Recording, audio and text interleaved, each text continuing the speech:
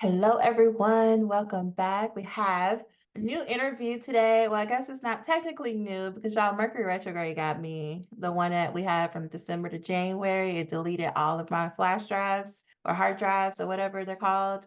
And so I am so grateful that this person graciously agreed to be interviewed again because we had did this, y'all. But welcome, Dr. Jordan Henley, to Office Hours with Dr. Lacy. How are you today? I'm well. How are you doing?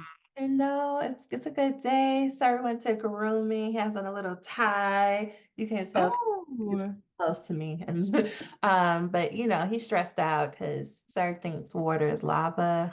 mm. So I'll be, babying him all day because it's traumatized. We But it's had a good work day. today. They brought us puppies to play with at work.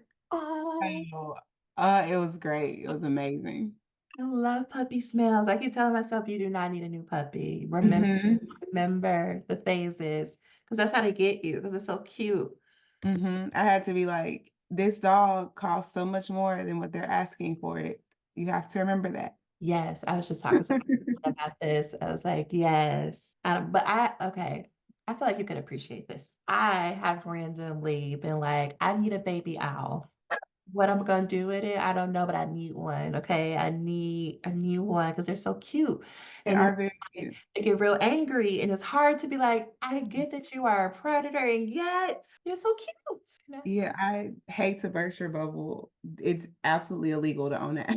Because listen, all the TikToks that have been coming up on my For You page is about how people are rescuing them because they Yeah, the only way you can keep them is if they're like injured and cannot survive in the wild on their own. then how do the people, oh, maybe because they live in different countries. Yeah, in the US, it's like the only way you can have one is if, because like when I worked for the zoo, I've had many lives. We had an education owl, and the only reason we were allowed to have her as a zoo was because she was blind in an eye. It's fine. I'll just keep watching and learning about them on the internet I because think they, Big Boy has some. Is that right? Somebody was telling me that Big Boy has some. He has some type of bird. I think it's owls. that just my brain was like, big boy, I'm going down a whole like Kendrick Lamar and Drake and J. Cole beef. Well, that's not even about today's conversation, but y'all know what my TikTok looks like. Uh, I was just thinking to myself, like the ADHD strikes very quickly because immediate derailment. yep. Welcome, y'all. I mean, most people I feel like who listen, we all together. We're in this together. Okay, but before we go too far down any more rabbit holes, I don't want to do like just a regular introduction. I guess I would say, how would you introduce yourself to people? So like mostly people who are listening to this are doc students, just trying to make it through the dissertation phase, just trying to be like, will I do it? Should I quit? It's a real thin line, as you know, really well. It's fine. Today I might quit. Tomorrow I might want to do this. How would you introduce yourself in a way that speaks to Jordan? Let's go 3 years ago, in a way that she would need to hear you introduce yourself today. I know that's Mm, very like, oh, I gotta probably have to think about that, but yeah. yeah.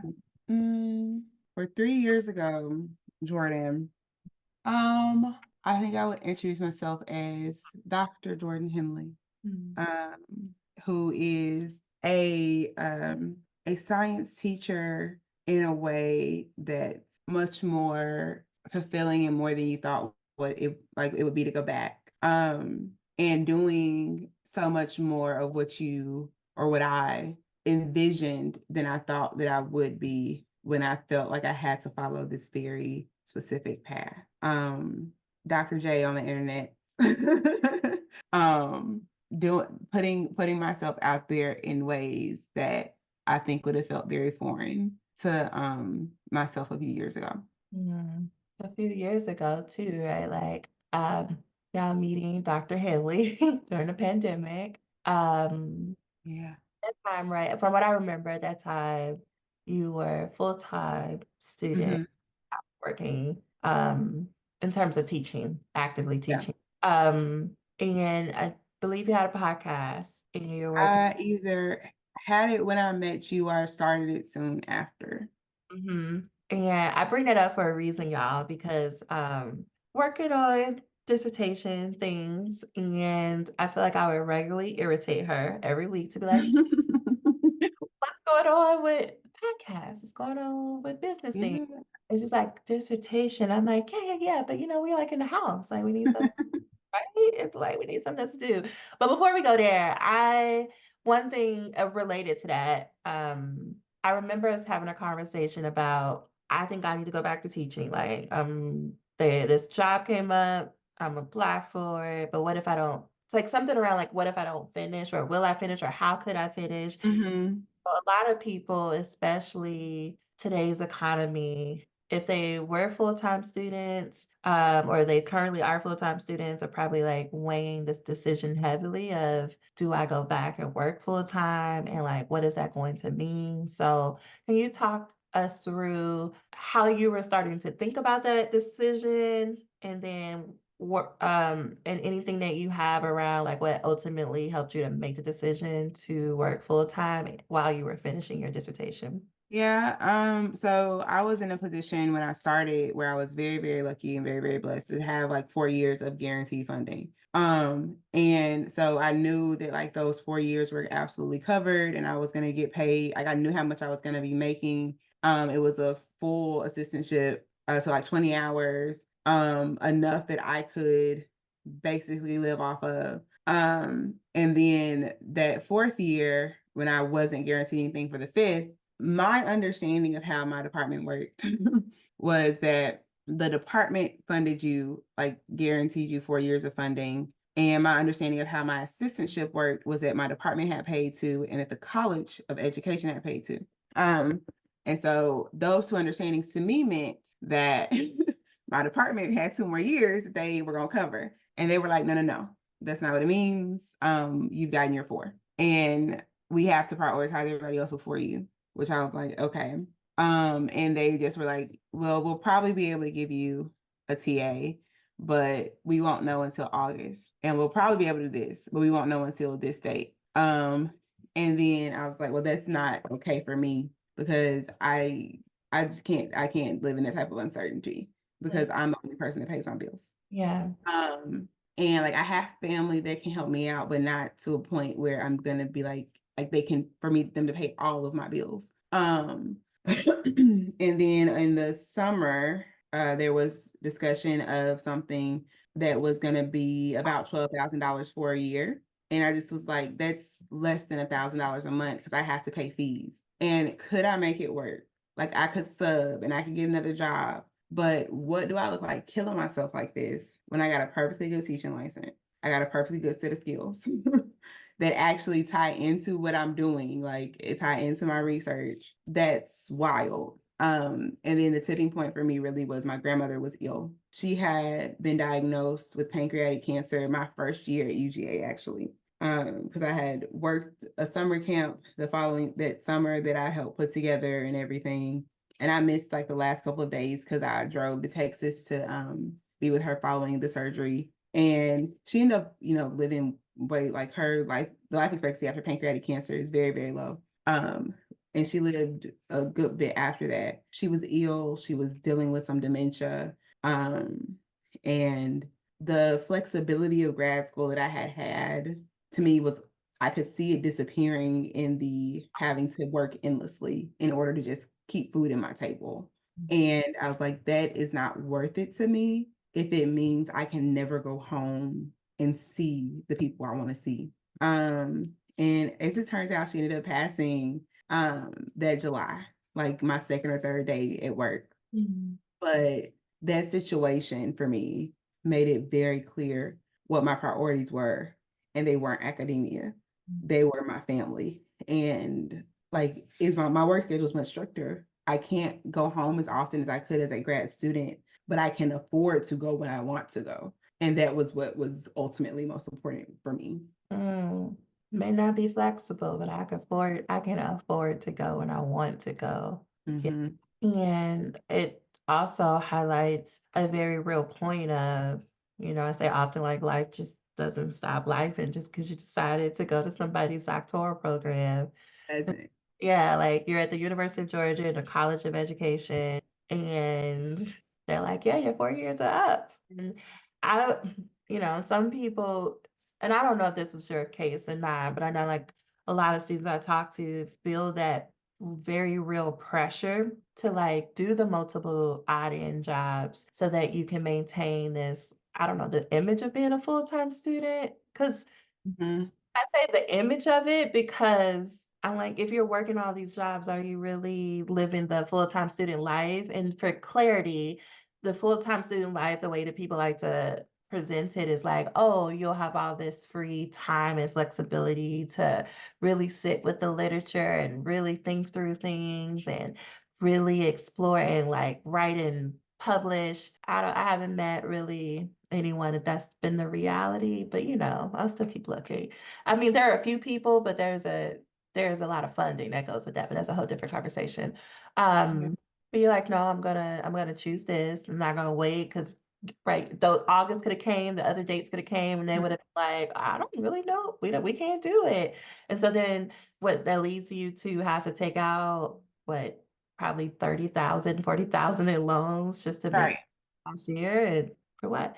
But I can understand that the pressure is real, especially if you're thinking about going into faculty, like a faculty role, and you're like, yeah, I'm just gonna stay and do the publishing, but choosing to go teaching and then dealing with navigating grief. But because grief didn't start in that second or third day at work, grief started, I'm sure, way like as your grandmother's like health started declining, grief starts. Mhm. It's you're presented with the realities of everything. And so what were some of your, like looking back, what were some of your strategies that you used to like navigate the pressures, the grief, the new job, like all the things at once? Look, denial. Okay, that's real. I'm like, I've never been, well, I am becoming, but for most of my life, I have not been a person that knew how to sit in grief. Yeah. Um, I have always aggressively run away from it. And the older I get, the more I realize like you just gotta sit and you gotta feel it. Mhm. Um, but at the time I just was like, okay, well, what I can do is this. Like, I can't deal with that. And I can't deal with this. But what I can do, I can control this little ball. And so I'm just gonna be very anal about this little ball. And so I just was very, very focused on finishing. And I think that was one of the reasons why I got to that point of I was like, I think very shortly after that, I was like, I got a year. I got a year to finish this. And after a year, it's either done or I'm gone. One way or another, I'm done with this program in a year. And I think part of it was that some unconscious part of my brain understood that I couldn't really get to a place where I could really feel all the things until I was done. I needed it to just be off of my plate. And also, I think it would have meant a lot to my grandmother to like see that. And so I wanted to do it, but I didn't know how much I had left in me. So I was like, I got here. 1 year. Yeah. And the reason why I'm like, yeah, denial is a real coping mechanism. And denial comes in many shapes, forms, sizes, and for many different situations. Grief is not just because a person transitioned from the physical plane. Grief shows up in many different ways in this process, which is why I do so much talking around like as much as you can, you need to prepare for after you're done with your dissertation because right, like you think it's gonna be like, oh, I'm gonna be so relieved and I'm gonna be so happy. And yes, and like that will be true. And there's like all the feelings and situations and disappointments and pains and realizing how hard you had to work and the sacrifices hit you maybe like 2 or 3 Mhm. after um graduation when it's safe for the nervous system to be like, oh, okay, let's decompress and feel all these things. And that is, and I don't know what it was like for you. Um, I'll speak for me and say it took me a solid 2 years to feel like me, like a baseline. It just took 2 years. And it was a very challenging process, a lot of doctor's appointments, a lot of therapy, a lot of I'm just existing. So I could work. Mhm. It, I think people really underestimate that piece of it because January of, so that would have been in, I have so much trouble keeping track of all the years now. It's 2024 now. So that would have been July 2021, when I started my job and my grandmother passed. Actually, and I found out at work, I was at work, and one of the assistant principals was like, Henley, with me, come with me. And I was like, oh Lord, I only been here 3 days. How am I already in trouble? And like they took me in the office and told me, and they were like, you can go home if you want. And I was like, no, I'm gonna keep working. Because I was just like, my apartment is empty and my whole family is in Mississippi. What am I going to the empty apartment for and be sad? And then that next January, so January 2022, I started developing arthritis. And I was like, what is happening to me? I didn't recognize it as arthritis at first because I was like, I had never had any symptoms of it. And it didn't occur to me because in my head, that was an old person's disease and I'm not old. And then like I got a bunch of x-ray stuff. The doctor was like, no, I think it's just arthritis. And I just was like, what do you mean? Do you know the day I defended, I've never had another flare up since that day. Like it's really wild the impacts it has on your body that you're not even realizing at the time. So I bet that's like stress-induced arthritis. No, I mean, I feel like a lot of people like, so when I'm coaching someone, they're like, yeah, and this happened, this happened. Like I was talking to someone, her arthritis was so bad that like it was like her knuckles were like doubled, and she was starting to get her bones. I forgot what the technical term is, but the bones were starting to harden to the point where her bones and joints were hardened to the point where she couldn't move.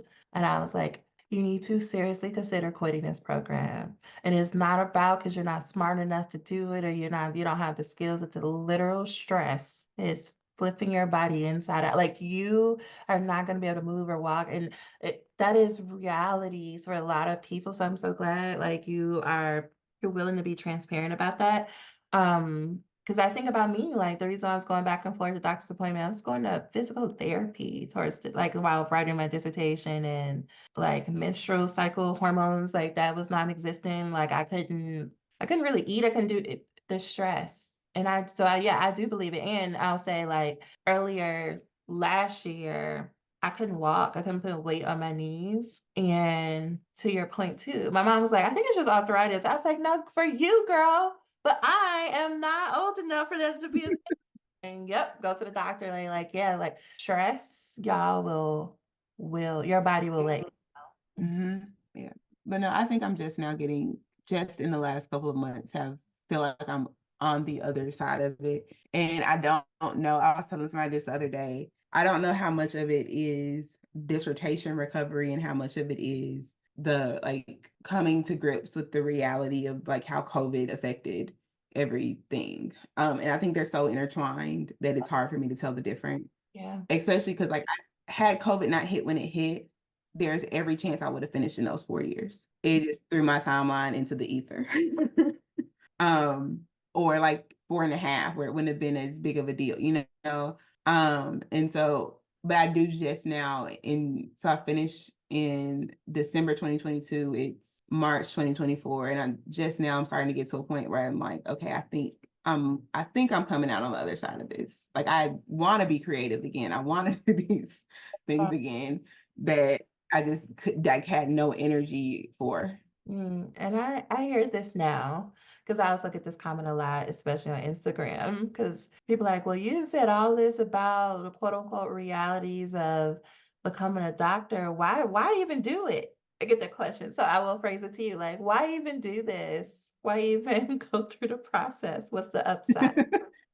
I think there are ways to go through it that are healthy. I think it's just like, and granted, life is happening to everybody, but like those circumstances, because I think like before I went back to work, I was having like a pretty decent time. I enjoyed my time at UGA. I feel like I got out of it. I mean, I didn't like every single part, but for the most part, I enjoyed it. I met a lot of really good, very supportive people. And but like with that, because I think like it was like that mixture of the grief and me like being like I have a year and going back to work for the first like time teaching in 4 years. All of that together is what made it so stressful for me because I had made this deadline in my head, and so many people had told me that it was an impossible deadline to meet, and I was like, just you effing wait. I like had my like I would wake up in the morning, get to work at 5:30, work until our official report time was our official time contract time is 6:40 to 2:40. I would get there at 5:30. I would probably leave at 3:30.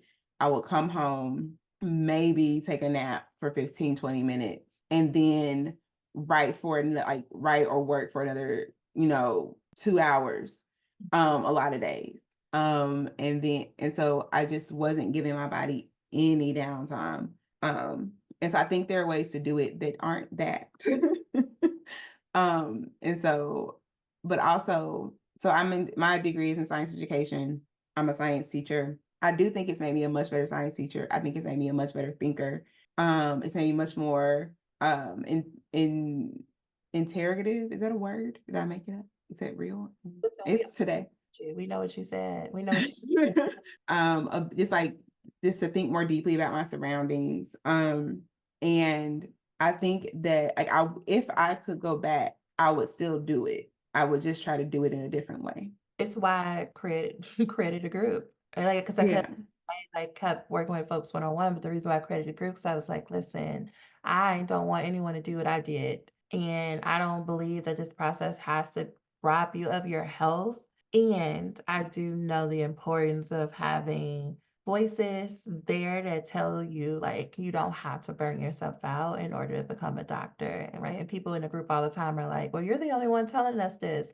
I'm like, and if I have to keep talking, you got to keep listening to the podcast. I don't care what you have to do, but don't let those people tell you that to be someone's doctor means you got to shave years off your life. Like that just doesn't compute for me. I don't understand. Yeah.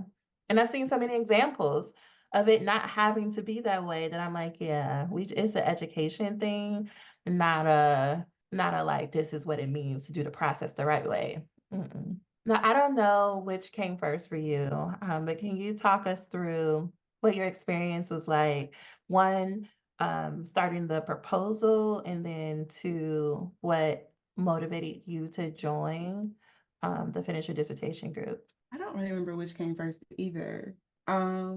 I My memory of starting my proposal was just like, for me, the hardest part was like picking a topic. Like once I did that, it was just like it was on and popping. But because I never struggled with writing. I've always been a good writer, or at least I've always been encouraged as a good writer. I was very lucky and blessed in that way too, to have teachers and parents and friends who who told me that I was a good writer. So I never lacked confidence in my writing. What I struggled with, especially once COVID hit and I had nowhere to be, was structuring my time.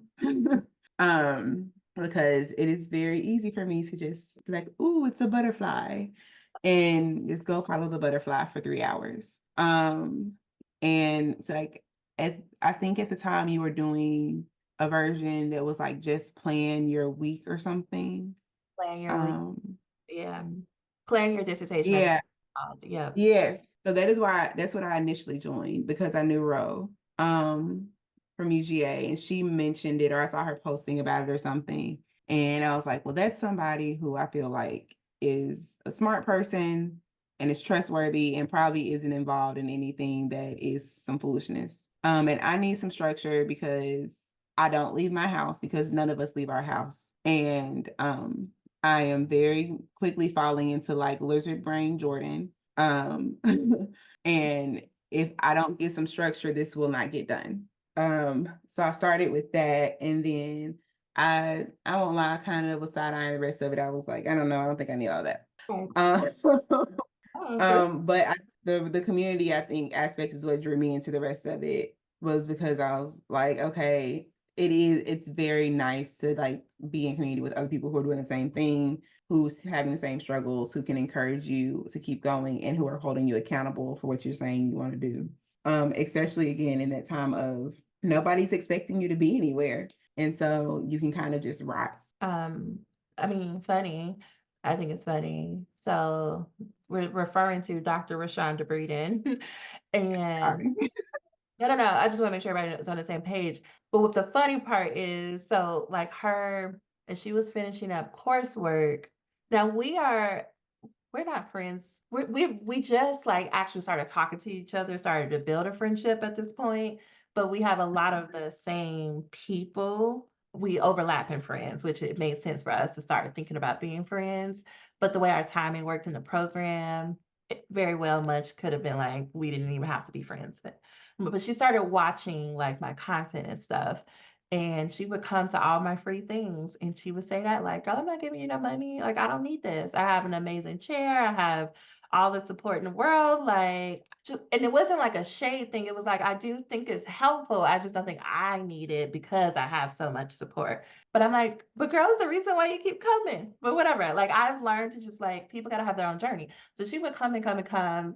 And it started picking up. And then around like May of 2020, she was like, okay, I do have support, but the same thing with you. But we just, this pandemic, we're 2 months in the pandemic and I'm tired Mhm, and I don't have structure and I don't know what I'm doing. I just need someone to help me figure out this year. I was like, yeah. mhm, And that I usually find that people are like, no, I absolutely don't know what I'm doing at all. I need help. Or it's like I've tried it my way and I'm still having trouble showing up. It's usually like the two main reasons why people come and work with me. So that makes absolute sense. And most people are just like you. I'm not about to pay you all these like grifters on the internet. I'm not about to do this. It's a dissertation. Like, what's the point of me paying the program if I'm yeah. gonna go find outside help? All of those are valid things, and community is a big thing. But there are people too who are like, I have a cohort. So I guess I know I was gonna ask you this later, but I feel like this is perfect timing. What would you go back and tell Jordan in 2020 of like who signed up for? And by the way, the plan your dissertation used to be a once a week on Sundays. We would plan and you could buy that separately, but now that's all incorporated in the group. So it's no more separate things. But yeah, what would you go back and tell Jordan in 2020? I'm like, is it 2020 or Mm, 2020? 2020. I think 2020. Who knows? Time is wibbly wobbly. It's not linear. Um, I don't know. To be kind to herself and go to sleep. Go to sleep and be kind to herself. Yeah, that's why I be yelling, go lay down somewhere. Because Yeah. yeah, and I don't know, I can't, you don't, it is okay to get help, even if you have help already. Mhm. Feel like that's for somebody. Like it's okay to get help even if you yeah, I got a great chair and I have great cohort members. Yeah, but everybody can't be everything for you. And so if you need extra help, you need extra help. Like there's no shame in that. So you nailed down a topic and you're joining the planning thing, and then you're like community and Ro. Yeah, Ro is it's great for people still try to message her today. They'd be like, so should I still join? She's like, I'm not involved anymore. Leave me alone. What were going off of that, like what were some of your expectations coming into the bigger group and how did that evolve over time from what you remember? Um, I think mainly I just was like, okay, well, there will be more calls and so I can have more opportunities to just like be there and write. Like I don't necessarily have to like, socialize or chat or anything. I just, show up and I can do what I need to do and I can go. And then I mean, yeah, then it was just and then like the reality of it was, the nature of things, at least for me in my life, there have been a lot of things that I was like, I'll just show up and do this and go. And that's not really how it works. Because when you see the same people over and over, you do just start to form connections. Like you start to talk, you start to connect. And so like getting to know different people and like feeling like I knew what was going on in like all these different other people's journeys, I guess kind of caught me by surprise. And then also I don't think I necessarily anticipated like active coaching. Like I just was like, I just need to come and write. And then I would show up and you would be like, but what if you're done? And I was like, no. Yeah, that's usually how all calls go with people. I say something, they're like, that's ridiculous. No. And then I just keep asking. I'm good with it. Yep. Yep. And I Yep. remember us having a conversation as you were, like you had finished data collection and you told your chair, like, look, girl, I'm gonna be done. And what was it, June or July? I'm gonna be done. And she was like, I don't think that's Before summer was over, it was like July, I'm finished. she's like, I don't think that's it.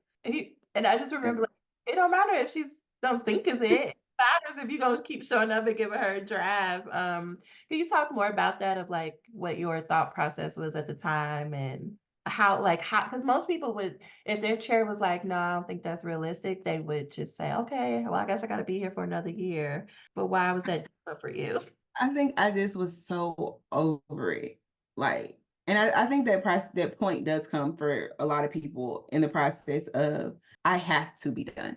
And it was like I was like, because and part of it was she was like, that's a very short period of time. I don't know if the turnaround will work. And part of it was she was like, I need you to understand that by finishing, you're putting a shorter window on your marketability as faculty. And my thought process today, I didn't respond to this verbally out loud to her, but my thought process was it doesn't matter if I can't do it because I'm done. So like I can't be marketable if I don't get it and I'm done. And so like that's kind of just where I was mentally of just like I'm tired and I can't keep doing this. And it simply has to no longer be here. Which is I don't know if that's like a common experience. It also might be I'm starting to realize in the last semester ADHD thing. I don't know, but the reason I say that is because I'm currently in gifted certification classes because like it's a thing you have to get in order to teach the gifted classes. And I reached that point with that where I sat down in a week and just like did all of the remaining coursework for it because I was like, I can't do this anymore. I can't have this on my plate anymore. It has to go. So it might be an impulsivity thing, but either way, I had reached a point where I was like, I can no longer do this. This is not sustainable for me. I can't keep having this be in my mind and weighing me down. I need to be finished. Yeah. And so she was like, I don't think that's feasible. And I was like, okay, that's fine. But let's approach it as if it were. And she was like, okay, well, we can I think I said that to her in like March. And she was like, well, let's see how far you've gotten in April. And I was like, okay. And in my mind, I was like, bet I'm about to write a chapter between now and then. So you can understand how serious I am. And I think we probably talked through like there were times where she would be like, okay, I would send her a chapter and I'd be done with the next one before she was ready for it. And I just like, and I'm sure we had conversations about that because it came down to the point where it was like, I'm just gonna keep writing and you can read it when you have time, but I'm gonna get it done. And I think that kind of too helped me with reframing that mind of like, okay, so if I don't finish this semester, I can be finished this semester. Maybe we don't get to the defense because the paperwork and the logistics can't be handled, but I will be done. And that is what I need to happen. And as long as that's happened, then I think I can make it work in my brain. Yeah. I hope people are paying attention to that part because I say that often. I'm like, what would it look like to be done? Like, say, for instance, people are going for a May 2025 deadline. I'm like, what would it look like to be done? You are done before December is over. And then you have an entire semester to take your time, prepare for the defense, do all the other stuff that people like to do in preparation for graduation, defend it, have so much time to do the edits and turn it in, like, or just to be completely done and be like, I don't really care what they said is done. I'm like, that's a different energy. Like it doesn't feel as urgent when even though you may have to wait a semester, it doesn't feel as urgent as it feels right now, knowing that it's not written. So just write it and be done. And then if you have to wait, you have to wait, but you didn't have to wait. You didn't have to. I think it was like literally the last or second last day I could have defended in the summer. Yeah, I was like, all right, thank you. Chair say? Like, what was her Hmm? like? What was your chair's like reaction to you finishing by that time? I don't think she really thought that I could because before I went back, when I went back to work, the conversation she had with me and the conversation another member of my committee had with me was understand that you're probably slowing yourself down significantly. which was honestly probably another thing that motivated me subconsciously to be finished, because I don't like when people tell me what I can't do. Mm-hmm. I'm very like the older I get, the more I realize how contrary I am. And I was like, what do you mean I can't? But I just told you I am. So That part. so those things aren't clicking for me. And so I think part of it was me proving to myself and proving to them, like, no, I can do it. If I choose to, please understand that when I choose to, I can make it happen. And so I don't think she really thought that I was gonna get done within that time period. But she never, to her credit, like once it was clear that I was absolutely very serious about it and that I was putting in the work to make it happen, she did not speak negatively on it again. So like when I mentioned it and I brought it up, she was like, I don't think that's feasible. I don't think that's possible. But once essentially, I started being like, okay, but here are my receipts. She was like, all right, well, let's do this then. Mm. How did you feel after they were like, congratulations, doctor? How do you remember I that? Oh, think I just wanted to go take a nap. that's real. um, and because this is like I went to work that morning because it was meet the teacher at work. So I didn't want to like completely skip it. Which if looking back, I'd be like, girl, take the day off. But so I went to work that morning, left like an hour before that ended, went home, defended, and got off. And then I think I checked my text messages and like my group chat and laughed. um and then I think I went to like Olive Garden and got something to eat, cheesecake, and went to bed. I went to go teach and was like, that was a mistake. And got up the next day and went back and went to work the next day.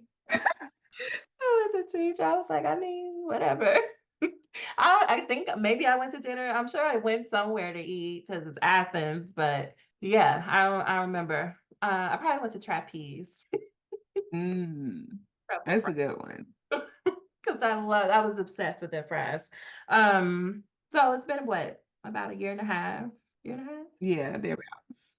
Somewhere like it was December 2022. So yeah, about a year and a half. I don't know. How does time work? I don't know. A year and some months. You've had some time to reflect and like for real, be done with it. I like to think like there's a doc student like on our couch, really stressed out, questioning, should I keep going? Should I quit? Should I keep going? And sees the group and is like, I see this, but kind of how you're like, I don't need this. Any words of, I don't want to say encouragement. What would you tell her about like, and I don't know why gendered, but we're gonna go with it. What would you tell her about joining from your experience? It's like if it's like just think about what it is that it feels like is missing. That would help to feel like on a more even keel. Um, and there's I feel like the community aspect is huge. So if it's community, you can get that. If it's accountability, if it's like structuring your week, that's there too. Um, and then if it's just like generalize, like, how do I make this work? How do I write this? How do I structure and format? Because I will say that the like little outlines of the chapters help tremendously, because writing a dissertation is so weird because nobody really tells you how to write a dissertation. They just go look at all these other people's dissertations who you really like and model it after that. But none of those are the same. Mhm. So like that was incredibly helpful. And so like if it's just like I need something more than it's like sort of this vague instruction that I'm getting about how to do this, then Yeah. hop in. Yes. Think about what you need. And like I said earlier, get the help you need. Even if it's our program or not, like get help, please. Because there's no point. There's no badge of honor of struggling. Like get help if you can't. Which is also why like I do a lot of free things because I'm like get the help, get the support. There's plenty of people who regularly message me to say I never joined the program, but listening to your stuff and attending workshops helped me to finish, and I love that. Yeah. Now people can follow you on the internet and listen and learn science facts and things, y'all. And they're so fun. It's so fun. Like the inner child in me is like every time you come across inner child, it's like yes, because little me like love science. I mean, I still love science, but like obsessed. Okay, obsessed. In my book, I was gonna either be somebody's astronaut, mechanical engineer, and chemistry teacher. Like I was gonna do all of it. Can you talk more about your transition into content creation and now like offering resources and a whole business? Yeah. Yeah. So I feel like it's really the the afterlife of like my first period of time teaching. Because like in that 3 years, like I would have students talk about like, Black people don't do this, Miss Henley. Like talking about different things in science. And I was like, we do. We always have and we always will. And I found that really sad and frustrating, which is honestly what first drove me to go to grad school. And that initially, it's been a long day. Initially drove me into like the creation of that first podcast that we referenced earlier. That was called STEM Melanated Pathways. And it kind of got lost in the dissertation. As I kept being like, I'm gonna bring it back, I'll bring it back when I have time, and then I never had time. And during that time you did talk about like I think you start a business, and I was like, I think you're wrong. Um Yeah, like it wasn't that. It was if listen, I'm gonna find those recordings. Y'all like the face was like, girl, move on to somebody else because I'm not doing whatever you were telling me to do. um but and then just like but like you said that to me a lot, and then when I went back to work I kept like people have like have had said that on and off, across time, but then I kept hearing it more consistently.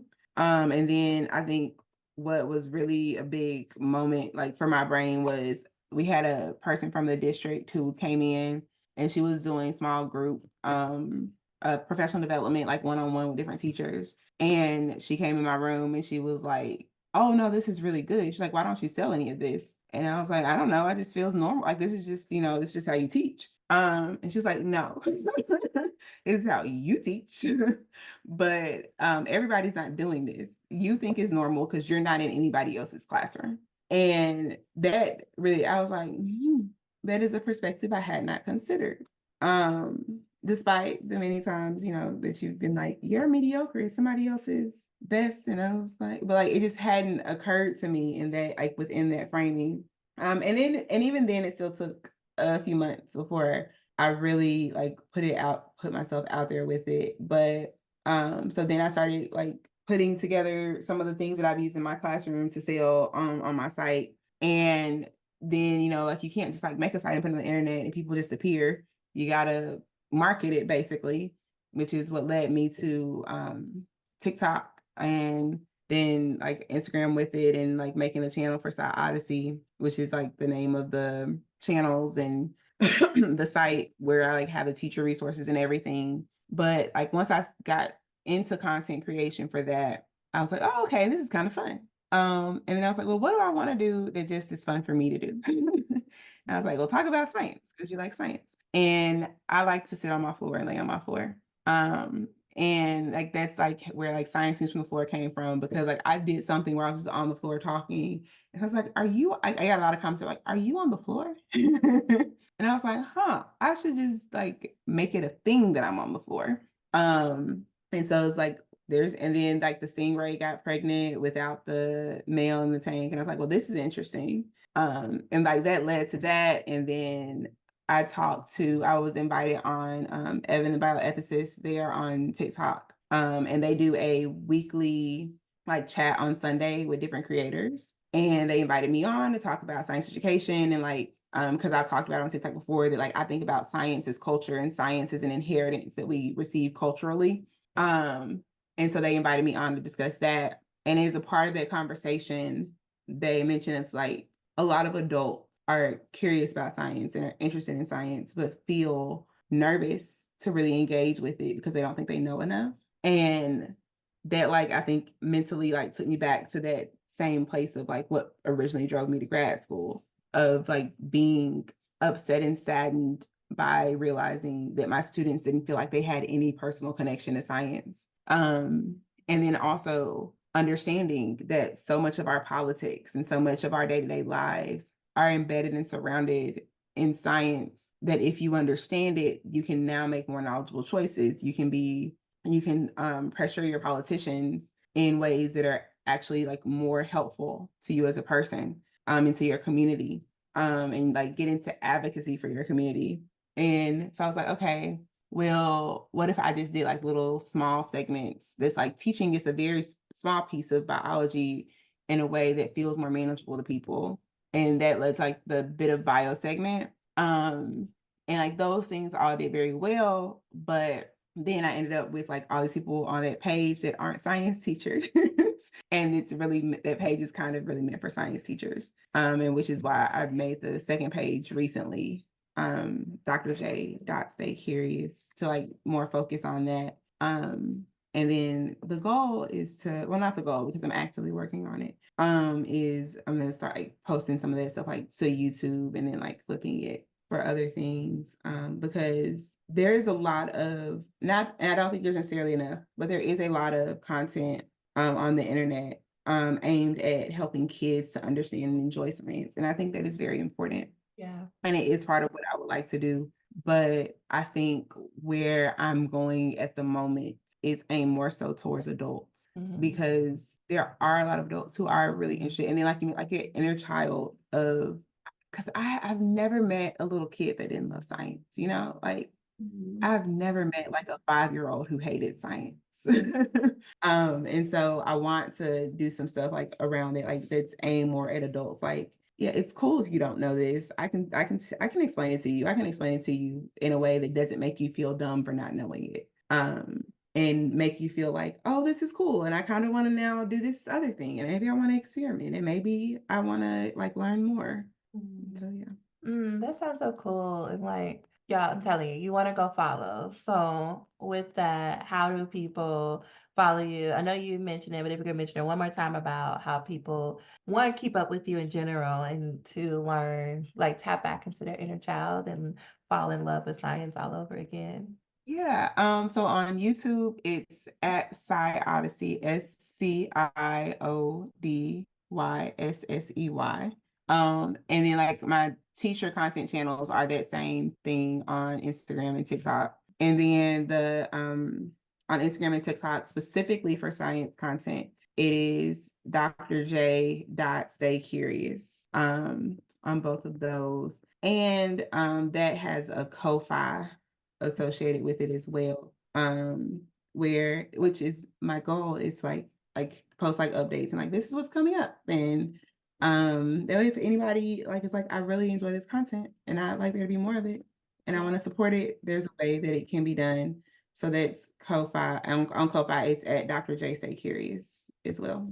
And I'll put those in the show notes. Thank you so much for coming and being willing to re-record and share your wisdom. It was definitely a joy, and now I get to keep, talking to you every week now with things that we're doing around business. Yeah, I want to say thank you because to me, the pandemic crew changed everything for me. God, like it. Yes, we were all going through collective trauma, and that was such a special time because it was when I started the group. I was like, for real, we're gonna do a group. I'm not gonna keep doing this one-on-one. We need to have conversations as a group and just how things took off. And because group is mostly educators in some form or fashion, that is just beautiful to see people bring all of their wonderful skills and characteristics and quirks to make a community work. And so thank you for being a part of that. And you have to definitely come back and let us know more about business and more how people can work with you.